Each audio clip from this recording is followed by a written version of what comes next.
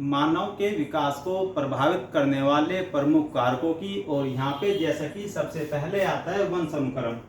वंशानुक्रम बालक जैसे ही गर्भ में आता है तो उसी दौरान उसमें माता और पिता के दोनों ही रिलेटिव्स के जो जीन्स होते हैं वो ट्रांसफ़र हो जाते हैं। इसलिए बच्चे के अंदर कुछ जो जीन्स आएंगे वो मैटरनल साइड से आएंगे और कुछ जो जीन्स हैं वो पैटर्नल साइड से आएंगे, और ये जो गुण होते हैं ये पीढ़ी दर पीढ़ी बच्चे में ट्रांसफ़र होते रहते हैं। इसलिए मानव विकास को प्रभावित करने वाले सबसे पहला जो कारक आता है वो वंशानुक्रम होता है, जिसको हम कहते हैं हेरिडिटी। और ये क्या करते हैं, जो मैटरनल साइड के जो जीन्स हैं, पैटर्नल साइड के जो गुण हैं वो बच्चे में गर्भ के दौरान ही आ जाते हैं। उसके बाद बात करेंगे वातावरण की, जिसको हम कहते हैं इन्वायरमेंट। प्रेगनेंसी के दौरान प्रेग्नेंट महिला जैसे भी माहौल में रहेगी, जैसे उसके आसपास वातावरण रहेगा, बच्चे के विकास की जो ग्रोथ होगी बच्चे की, वो उस पर डिपेंड करती है। और जन्म के बाद बच्चा कैसे माहौल में रह रहा है ये भी बच्चे के विकास पे डिपेंड करता है। यदि उसको वातावरण, वहाँ पढ़ाई का माहौल मिल रहा है, शिष्टाचार का माहौल मिल रहा है, तो बच्चे में ये गुण ऑटोमेटिक ही गेन हो जाएंगे। और बच्चे को यदि माहौल अच्छा नहीं मिल रहा है तो बच्चे उसी प्रकार के वातावरण में अपने आप में ढाल लेते हैं। बात करते हैं बुद्धि की, बात करेंगे इंटेलिजेंसी की। मनोवैज्ञानिकों ने अपने प्रयोगों के आधार पर ये निष्कर्ष निकाला है कि जो प्रतिभाशाली जो बच्चे होते हैं वो 11 महीने की उम्र में बोलना शुरू कर देते हैं। जी हाँ, प्रतिभाशाली जो बच्चे रहेंगे वो 11 महीने की उम्र में बोलना शुरू कर देते हैं। और साथ ही साथ सामान्य बुद्धि जो बच्चे रहेंगे वो 16 महीने की आयु में बोलना सीखते हैं। और जो मंद बुद्धि बच्चे रहेंगे वो 2 साल या 24 महीने की अवस्था शुरू करते हैं। तो बुद्धि का जो प्रभाव होता है, इंटेलिजेंस का जो प्रभाव रहेगा, वो बच्चे के मानसिक एवं शारीरिक विकास को भी प्रभावित करता है।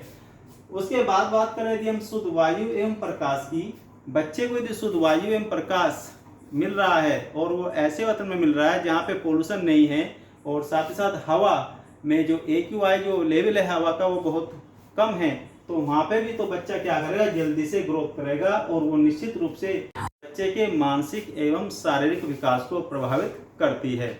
उसके बाद बात करते हैं जन्म क्रम की, जिसको हम कहते हैं बर्थ ऑर्डर। एक परिवार में जो सबसे पहला बच्चा जन्म लेगा उसका जो विकास रहेगा वो घटते हुए दर से होगा, क्योंकि उसके आसपास दूसरे बच्चे नहीं हैं, ताकि वो जल्दी से उनकी हैबिट्स को कैच करे और अपने आप में परिवर्तन लाए। लेकिन परिवार में जब दूसरा या तीसरा बच्चा आता है तो उसकी जो सीखने की दर रहती है वो पहले दोनों बच्चों से ज़्यादा होती है। तो उनकी आदतों को देखकर, उनके किए गए कार्य को देखकर उसको करने की चेष्टा करता है। तो तीसरे नंबर का जो बच्चा रहेगा या दूसरे क्रम पे जो बच्चा परिवार में आएगा उसकी जो सीखने की दर रहेगी वो पहले वाले रहेगी।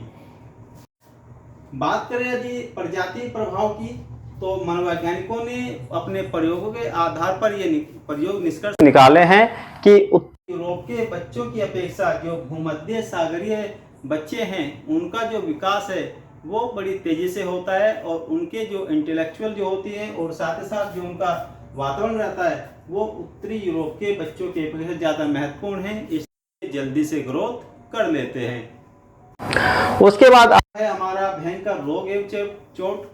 ऐसे बच्चे जो बचपन में ही गंभीर बीमारी से ग्रसित हो जाते हैं या उनको एक्सीडेंटली कोई ऐसी चोट लग जाती है जिसके उबरने में उनको लंबे समय लग जाता है, तो उनका शारीरिक एवं मानसिक विकास अवरुद्ध हो जाता है। और ऐसे बच्चे जो जन्म से हष्ट-पुष्ट हैं, जिनको पूरा न्यूट्रिशन मिला है प्रेगनेंसी के दौरान और अपने बचपन के दौरान, तो उनका मानसिक एवं शारीरिक विकास बाकी बच्चों की अपेक्षा, जो इन चीजों से